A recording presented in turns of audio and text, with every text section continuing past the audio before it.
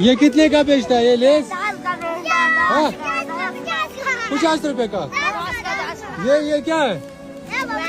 Chocolate. Chocolate कितने का है? 10 का।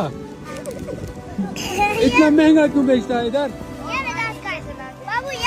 ये भी 10 का है। अच्छा, आपका नाम क्या है? आबिदा। आप कहाँ से हो? कहाँ रहती हो? यहीं। चेहरा दिखाना इधर। ओह